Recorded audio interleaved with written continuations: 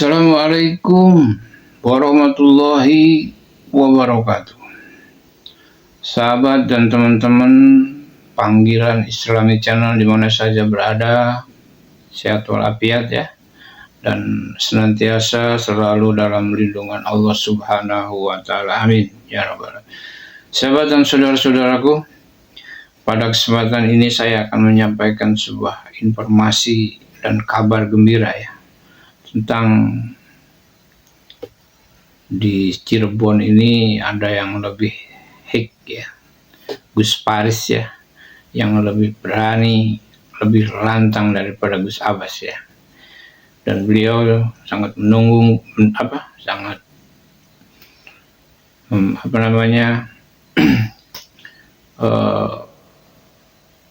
mendukung terhadap PWILS dan sangat mengapresiasi upaya-upaya dan gerakan-gerakan dari PWILS.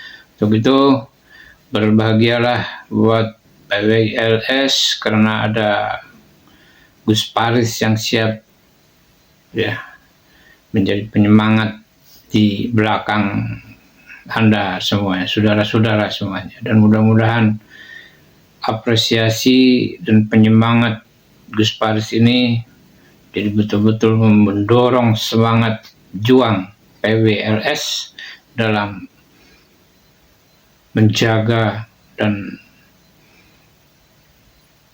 mengaping ulama-ulama Nusantara ini.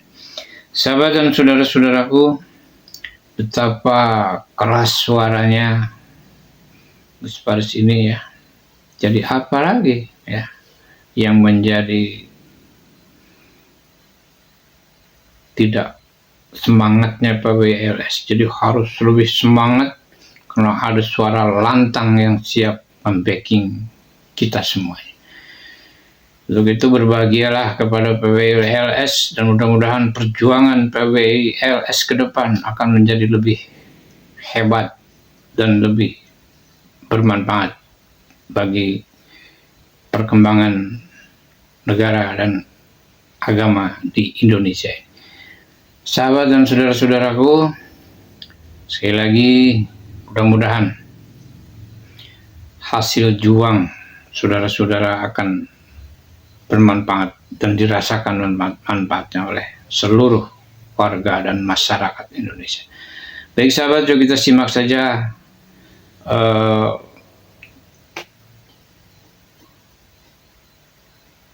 ucapannya atau sambutannya dari Gus Paris dalam sebuah acara ya, dan mari kita simak agar menjadi penyemangat ya, dan jangan lupa di like dan di subscribe. Bagi yang sudah subscribe, saya ucapkan banyak terima kasih. Mudah-mudahan Allah bukakan pintu rezeki yang seluas-luasnya, Allah bukakan segala kemudahan, dan Allah beri umur panjang serta bermanfaat. Amin ya Rabbal Alamin. Mari kita simak video. Malam hari ini pelantikan pengurus perjuangan Wali Songo Cirebon diadakan di pondok kami. Ini adalah bentuk daripada dukungan kami kepada PWI. Saya sudah katakan di media bahwa PWI itu bagus sekali. Bukan karena ketuanya kakak saya, bukan. Malah saya ini nggak boleh deket-deket dengan Syarif Abbas. Ngobrol serius 1 menit, kesananya itu berantem kalau saya dengan Syarif Abbas itu. Makanya jangan deket-deket. Jadi saya ini sangat objektif mendukung PWI. Bukan karena Syarif Abbas kakak saya, bukan. Tapi karena programnya itu yang membuat saya ini sangat mendukung. Pertama adalah pelurusan sejarah. Di mana di hari ini kita menghadapi satu tantangan. Banyak sekali oknum-oknum yang menyelewengkan sejarah kita. Dari mulai NU, yang menurut saya pribadi itu bukan hanya sebagai sebuah organisasi atau jamaah, tapi NU itu amanat syariat bagi saya. Di hari ini ada oknum-oknum yang membelokkan sejarah NU. Yang kedua adalah pemalsuan nasab. Di mana pemalsuan nasab ini dipakai oleh mereka untuk mengelabui dan mendoktrin masyarakat dengan tidak baik. Di darah saya ini ada darah Rasulullah. Di darah saya ini ada darah Nabi Muhammad SAW. Tetapi itu bukan sebagai sebuah contoh tauladan, itu dipakai dan dipergunakan untuk membohongi masyarakat, bahkan yang lebih kejam daripada itu untuk menindas masyarakat. Yang padahal secara nasab kajian dari Kiai Imaduddin Utsman ini hal yang sangat luar biasa, membuktikan bahwa secara nasab mereka ini batal, bukan turunannya Kanjeng Nabi, yang justru malah turunannya Kanjeng Nabi itu adalah keturunan Wali Songo. Saya cucunya Syekh Syarif, begini-begini kata saya di turunannya Nabi. Ada yang ngomong, masa turunan Nabi cungure pesek kiri jari kita.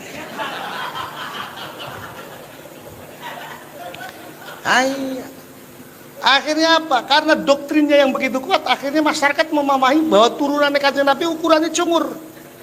Kalau ukurannya cungur, masa saya dengan Syarif Abbas beda keturunan? Ya kan? Syarif Abbas ini kan hidungnya mancung. Kalau dikatakan turunannya Nabi, wajar, pantas. Wajahnya nih Arabi. Kalau saya Cirebon Tulen, Pak. Mulane lagi kita ngomong mungkinan turunannya Sunan Gunung Jati, mungkinan turunannya Kanjeng Nabi. Anas ngomong, masa turunannya Kanjeng Nabi cungure pesek kirik aja gitu.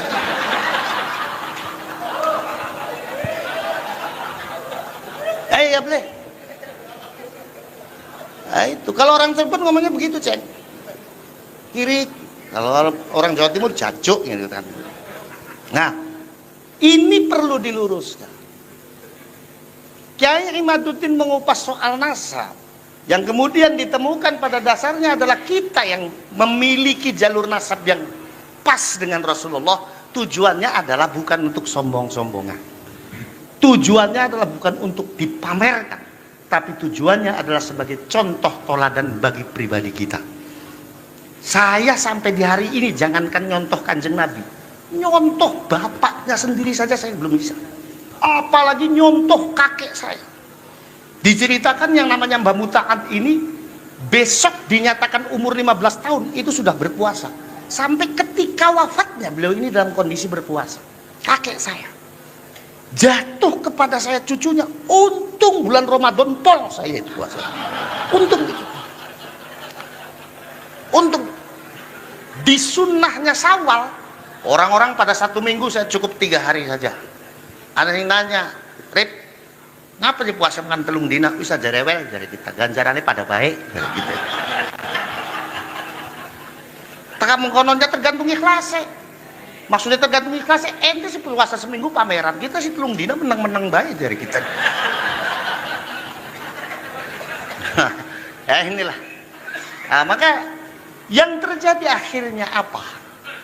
Di Indonesia ini tidak terasa terjadi Arabisasi, Pak. Arabisasi itu nggak benar bagi kita orang Indonesia. Kenapa? Karena Rasulullah sendiri itu mengajarkan tentang nasionalisme kebangsaan. Ketika beliau mengatakan ana Arabiyun, saya Arab, dan siapa yang membenci Arab berarti membenci saya. Itu bukan semata-mata Rasulullah mengajak kita untuk mencintai orang Arab. Kalau hadis itu dimaknani bahwa kita harus mencintai orang Arab, pertanyaannya, apa yang harus kita cintai dari orang Arab di hari ini? Orang yang kerap kali mempermainkan hukum agama, orang yang kerap kali melecehkan wanita-wanita Indonesia, kerap kali TKW kita ini menjadi kambing hitam hukum bagi mereka. Rasulullah mengatakan ana Arabiyun, itu nasionalisme kebangsaan. Kenapa? Sebab kalau kita teliti dari sisi nasabnya, yang namanya Rasulullah itu sejatinya bukan orang Arab, Pak. Rasulullah itu Mu'arrab, orang yang diarabkan. Beliau adalah cicit dari Nabi Ismail alaihissalam. Nabi Ismail adalah putra dari Nabi Ibrahim alaihissalam. Semenjak kapan Nabi Ibrahim hidup di Arab? Beliau dilahirkan di Babilonia. Kemudian beliau uzlah ke Palestina, yang secara letak geografis Palestina ini masuk wilayah Israel. Israel di dalam Al-Quran Allah menyebut dengan sebutan bangsa tersendiri, ya Bani Israel. Jadi Rasulullah itu sejatinya bukan orang Arab. Kalaupun beliau mengatakan ana Arabiyun, dan barang siapa orang yang membenci Arab berarti membenci saya, itu adalah nasionalisme kebangsaan. Maka mencerna hadis ini harus dilihat konteksnya. Konteksnya adalah nasionalisme kebangsaan. Maka kalau kita mau mencontoh apa yang dikatakan oleh beliau, kata beliau ana Arabiyun, maka jatuh kepada kita umatnya yang ada di Indonesia, katakan ana Indonesiu. Kalau beliau mengatakan siapa yang membenci Arab berarti membenci saya, jatuh kepada kita umatnya di Indonesia. Katakan barang siapa yang membenci saya, membenci saya Indonesia, berarti membenci saya. Itulah. Nah ini Habib ki goblok-goblok langkah sing bisa nggak? Langkah sing bisa. Mulai nih singarane Bahar Smith maca kitab kualik Pak. Ari itu huruf Arab tuh ditulisnya sing tengen marani sing kiwe marani tengen diwaca sing tengen marani kiwe si pribadi. Wah, toling rasaiku muallim. Begitu itu. Na'udzubillahi min dzalik, tsumma na'udzubillahi min dzalik. Terjadi Arabisasi sehingga sekarang ini orang Indonesia itu kalau ngomong nggak gaya Arab, disangkanya nggak gaya. Anak liko ukhti akhi gabal gabul. Saya bilang, kenapa ente pakai bahasa mengkonon? Jadi dia ngomong, ari bahasa Arab ku Kang afdol. Iya bahasa Arab itu afdol, tapi sing Qur'ani. Ari ana wong mati diucapkan inna lillahi wa inna ilaihi raji'un. Ketika kita mendapatkan bayi ninggalan, astagfirullah. Ketika kita melihat sesuatu yang menakjubkan, subhanallah. Ari akhi ukhti gabal gabul bahasa congor irit kita. Nggih napa nggih? Kalau Syarif Abbas ini pinter bahasa Arabnya. Kalau saya nggak bisa, saya bisa bahasa Arabnya sesuai nahwu sorof. Makanya ketika saya umroh, saya lagi ngopi di warung. Saya nuang kopi luwak pahit kopi Bu. Ada orang Arab datang. Malkah wa ya haji. Ki kopi apa? Kita ini keder. Kopi luwak nih bahasa Arab apa? Akhirnya jari kita hadhil qahwa allati tahruju min silitil luwaki.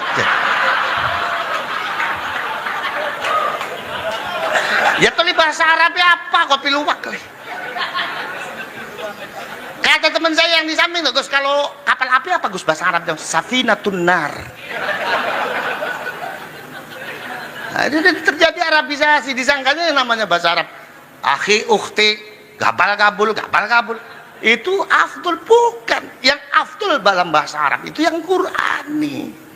Nah, makanya saya kalau ngomong sama Hadratus Seks, Habib Ali, ya kalau Hadratus Syekh buat Mbah Hashim, kalau buat Habib Ali Hadratus Seks. Itu kalau sama beliau itu ngeledekin orang Arab itu seneng. Saya bilang beliau kan waduh rambutnya gondrong, awaknya gede, percis kayak foto Gajah Mada gitu lah. Kata orang itu, "Yip, antum tuh kalau manggil orang sembarangan saja." Ya kita siapa ndeleng jelogrok bae. Gus Muafik awake gede, ireng, rambutnya gondrong, tak undangnya jin Islam. Ini pada we Robi Bali itu undangnya patung Gajah Mada. Percis kayak Gajah Mada. Nah, bahasa Sunda, bahasa Jawa itu adalah bahasa yang diciptakan oleh leluhur kita sesuai dengan tatanan nilai-nilai akhlak dan moral kita. Coba Pak, dalam bahasa Jawa ngundang bocah sing tembe ceprot lahir ada sebutannya, betul apa betul? Gede titik ada sebutannya, wudele copot ada sebutannya, betul apa betul? Di Sunda leluhur kita menciptakan bahasa Sunda dengan sangat luar biasa. Ngomong mangan kasar ngajablog, ngomong mangan alus tuang. Itu tatanan bahasa yang sudah disesuaikan dengan nilai-nilai akhlak dan moralitas masyarakat. Leluhur kita ini orang yang biasa. Makanya abah saya itu kalau ada orang sowan, contoh ya dari Brebes, terus sowan ke abah saya pakainya bahasa Indonesia, dimarahin sama abah saya. Sebab orang Brebes itu nggak bisa nutupin Pak. Ngomong bahasa apa? Ya lagu Brebes. Iya kan? Nah, contoh aja Bu, kalau ibu ke Bandung Jaya, Brebes Selatan, itu ada daerahnya Brebes tapi bahasanya Sunda, lagunya tetap Brebes. Dirompokna tabu sabaraha Kiai. Lah, tabu genep geni teka tabu 7 bae. Eta colokan mikna dikadiekeun no, tetep anak we. Itu. Orang sama dengan orang Madura. Orang Madura itu bicara apapun bahasanya tetap Madura. Bahasanya itu tetap Madura. Ngomong Arab lagunya Madura. Saya punya teman dari Madura, haji bareng, itu ngomong Arabnya ya lagunya Madura. Kalau kita kan ngomong sama orang Arab mafi muskilah gitu kan. Kalau orang Arab enggak, ada tasdid, apa kalau Madura ada tasdidnya. Mafi muskilah. Nah, tetap. Nah, jadi kita ini memang diminta dan kita ini harus menjadi muslim yang bijak, yaitu dengan mencintai budaya kita sendiri. Suku Sunda harus mencintai budaya Sunda. Suku Jawa harus mencintai budaya Jawanya. Orang Cirebon harus mencintai budaya Cirebonnya. Maka tadi ketika Syarif Abbas dan Syarif Mujib ini datang, kita sambut dengan tarian khas Cirebon, yaitu tari topeng, dan yang narik semuanya adalah santri putri saya, bapak-bapak dan ibu. Saya katakan kepada ibu bahwa kalau santri saya nari topeng, konteksnya adalah tabarrukat. Kenapa? Karena tari topeng itu yang menciptakan adalah kakek saya, Pangeran Cakrabuana. Tari topeng diciptakan pertama oleh Pangeran Cakrabuana ketika beliau akan berhadapan perang dengan Kerawang. Di mana Pangeran Cakrabuana ini ketika perangnya Kerawang nantang, Pangeran Cakrabuananya nggak mau perang, jangan perang. Perang itu nggak ada yang untung. Kerawangnya tetap nantang. Dibikinlah gerakan kedua, namanya adalah Kelana Kesatria. Kalau gerakan pertama namanya Kelana Gandrung. Gerakan Kelana Kesatria menunjukkan bahwa sudahlah kita damai saja, nggak usah perang. Kerawangnya tetap nantang. Dibikin gerakan ketiga namanya Kelana apa? Akhirnya dengan sangat terpaksa Pangeran Cakrabuana menerima tantangan Kerawang, terjadilah perang, Kerawangnya kalah, dan dibikin gerakan ketiga Kelana apa yang menunjukkan bahwa gerakan itu bahwa tuh saya sudah ngomong sama kamu, kalau perang kamu yang kalah, sudah sekarang nggak usah perang, saya maafkan, ayo kita bareng-bareng lagi. Itu Pangeran Cakrabuana. Pangeran Cakrabuana itu di dalam manuskrip yang ada di Kanoman, ketika mengarang gerakan tari topeng, riadohnya itu 15 tahun, Pak. Beliau tidak mau memakai ucapan, beliau mau menjawabnya pakai gerakan. Dikatakan, kenapa Pangeran? Karena takut terjadi fitnah lisan.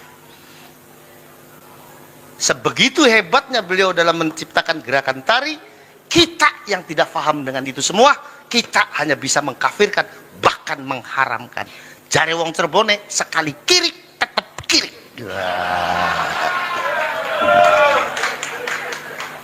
Nah inilah, saya meriset sejarah Cirebon itu kurang lebih 4 tahun dengan almarhum almarhumlah Dr. Affan Safari Hashim, ahli filologi yang beliau juga masih keluarga dari Kesultanan Cirebon. Yang padahal secara nasab kajian dari Kiai Imaduddin Osman ini hal yang sangat luar biasa, membuktikan bahwa secara nasab mereka ini batal, bukan turunannya Kanjeng Nabi, yang justru malah turunannya Kanjeng Nabi itu adalah keturunan Wali Songo. Saya cucunya Syekh Syarif, begini-begini kata saya di turunannya Nabi. Ada yang ngomong, masa turunan Nabi cungure pesek kiri jari kita.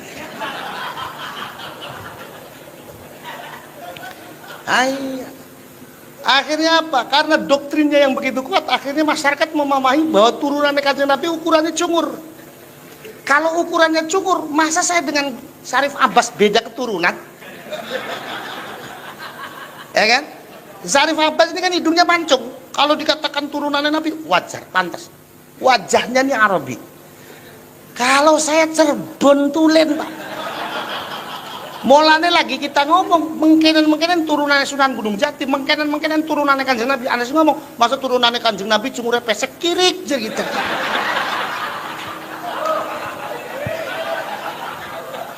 Ya boleh. Nah, itu kalau orang Cirebon ngomongnya begitu, Ceng. Kiri. Kalau orang Jawa Timur jajuk gitu kan. Nah, ini perlu diluruskan. Kiai Imaduddin mengupas soal nasab yang kemudian ditemukan pada dasarnya adalah kita yang memiliki jalur nasab yang pas dengan Rasulullah. Tujuannya adalah bukan untuk sombong-sombongan. Tujuannya adalah bukan untuk dipamerkan, tapi tujuannya adalah sebagai contoh toladan bagi pribadi kita. Saya sampai di hari ini jangankan nyontoh Kanjeng Nabi, nyontoh bapaknya sendiri saja saya belum bisa, apalagi nyontoh kakek saya. Diceritakan yang namanya Mbah Muta'ad ini besok dinyatakan umur 15 tahun itu sudah berpuasa, sampai ketika wafatnya beliau ini dalam kondisi berpuasa. Kakek saya jatuh kepada saya cucunya, untung bulan Ramadan pol saya itu puasa, untung di sunnahnya Syawal orang-orang pada 1 minggu, saya cukup 3 hari saja. Ada yang nanya, Rip, ngapa di puasa dengan telung dina bisa jarewel dari kita, ganjarannya pada baik dari kita. Taka mengkononnya tergantung ikhlasnya. Maksudnya tergantung ikhlasnya, ente sih puasa seminggu pameran, kita sih telung dina menang-menang baik dari kita. Ya inilah. Nah, maka yang terjadi akhirnya apa? Di Indonesia ini tidak terasa terjadi Arabisasi, Pak. Arabisasi itu nggak benar bagi kita orang Indonesia. Kenapa? Karena Rasulullah sendiri itu mengajarkan tentang nasionalisme kebangsaan.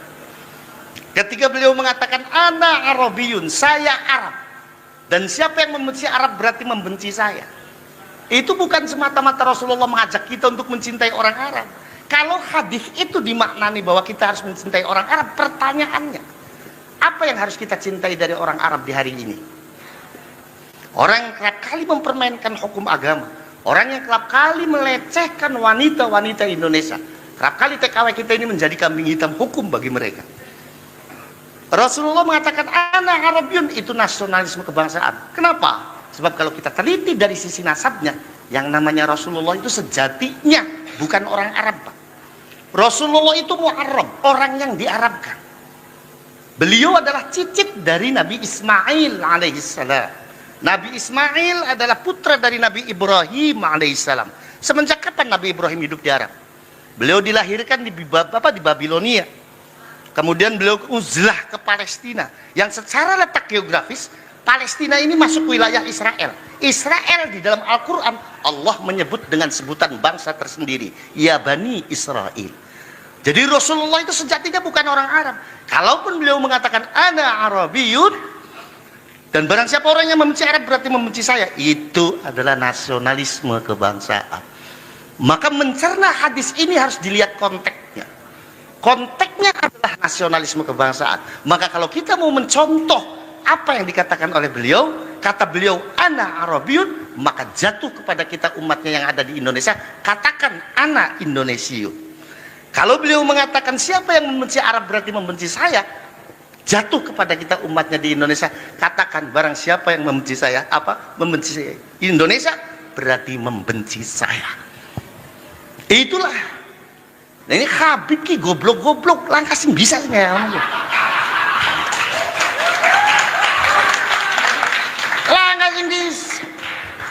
Mulai singarane Bahar Smith maca kitab kualik, Pak. Itu huruf Arab tuh ditulisnya sing tengen marani sing kiwe marani tengen, diwaca sing tengen marani kiwe si pribadi. Wah, toling rasaiku mu'allim. Begitu itu. Na'udzubillahi min dzalik, tsumma na'udzubillahi min dzalik. Terjadi Arabisasi sehingga sekarang ini orang Indonesia itu kalau ngomong nggak gaya Arab, disangkanya nggak gaya. Anak liko ukhti akhi gabal gabul. Saya bilang, kenapa yang pakai bahasa mengkonon? Jadi dia ngomong, bahasa Arab kukang afdol. Iya, bahasa Arab itu afdol, tapi sing Qur'ani. Ariana wong mati diucapkan inna lillahi wa inna ilaihi raji'un. Ketika kita mendapatkan belai ninggalan astagfirullah, Ketika kita melihat sesuatu yang menakjubkan, subhanallah, ari akhi ukhti gabal gabul bahasa congor irit kita. Nggih napa nggih? Nah, kalau Syarif Abbas ini pinter bahasa Arabnya. Kalau saya nggak bisa, saya bisa bahasa Arabnya sesuai nahwu sorof. Makanya ketika saya umroh, saya lagi ngopi di warung. Saya nuang kopi luwak pahit kopi, Bu. Ada orang Arab datang. Malkah wa ya haji. Ki kopi apa? Kita ini keder. Kopi luwak nih bahasa Arab apa? Akhirnya jari kita, hadhil qahwa allati tahruju min silitil luwaki.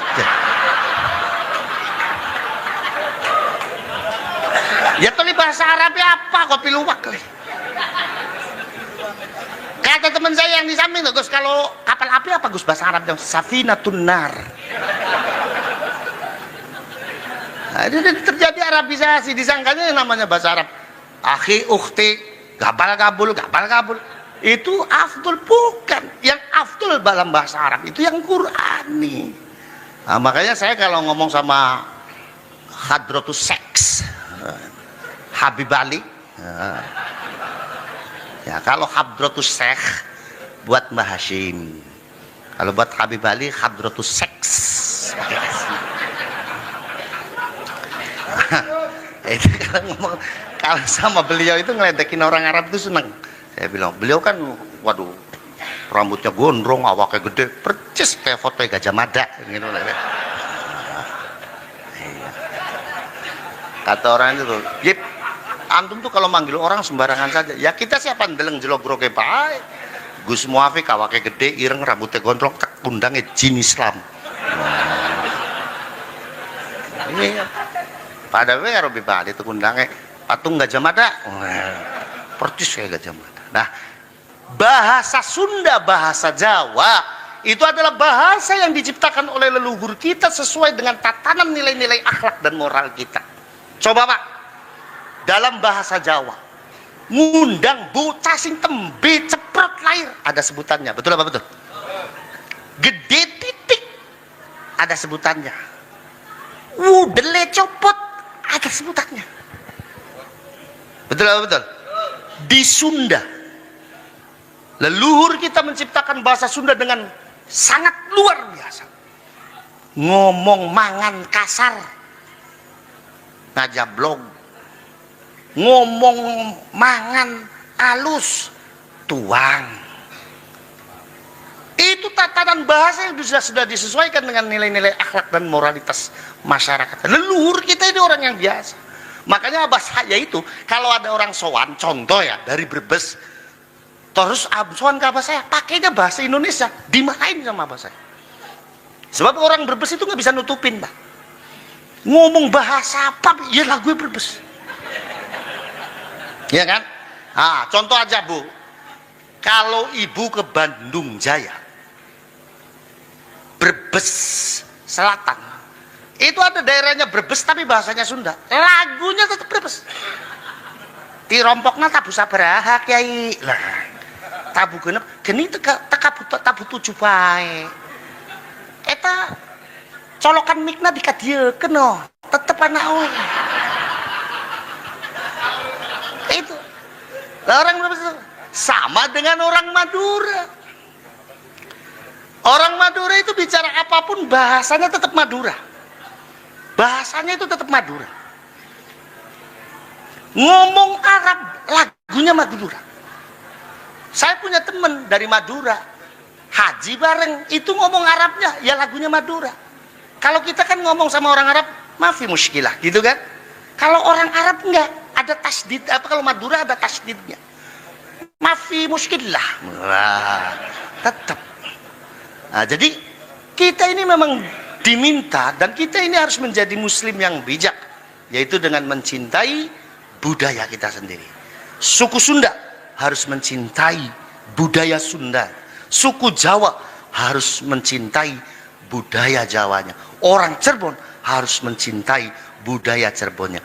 Maka tadi ketika Syarif Abbas dan Syarif Mujib ini datang, kita sambut dengan tarian khas Cirebon, yaitu tari topeng dan yang narik semuanya adalah santri putri saya, bapak-bapak dan ibu. Saya katakan kepada ibu bahwa kalau santri saya nari topeng, konteksnya adalah tabarrukat. Kenapa? Karena tari topeng itu yang menciptakan adalah kakek saya, Pangeran Cakrabuana. Tari topeng diciptakan pertama oleh Pangeran Cakrabuana ketika beliau akan berhadapan perang dengan Kerawang. Di mana Pangeran Cakrabuana ini ketika perangnya Kerawang nantang, Pangeran Cakrabuananya nggak mau perang, jangan perang. Perang itu nggak ada yang untung. Kerawangnya tetap nantang. Dibikinlah gerakan kedua, namanya adalah Kelana Kesatria. Kalau gerakan pertama namanya Kelana Gandrung. Gerakan Kelana Kesatria menunjukkan bahwa sudahlah kita damai saja, nggak usah perang.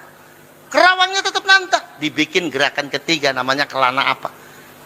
Akhirnya dengan sangat terpaksa Pangeran Cakrabuana menerima tantangan Kerawang, terjadilah perang, Kerawangnya kalah, dan dibikin gerakan ketiga Kelana apa yang menunjukkan bahwa gerakan itu bahwa tuh saya sudah ngomong sama kamu, kalau perang kamu yang kalah. Sudah, sekarang nggak usah perang, saya maafkan. Ayo kita bareng-bareng lagi. Itu Pangeran Cakrabuana. Pangeran Cakrabuana itu di dalam manuskrip yang ada di Kanoman, ketika mengarang gerakan tari topeng, riadohnya itu 15 tahun, Pak. Beliau tidak mau memakai ucapan, beliau mau menjawabnya pakai gerakan. Dikatakan, kenapa Pangeran? Karena takut terjadi fitnah lisan. Sebegitu hebatnya beliau dalam menciptakan gerakan tari, kita yang tidak paham dengan itu semua, kita hanya bisa mengkafirkan, bahkan mengharamkan. Jare wong Cirebone, sekali kiri tetap kiri.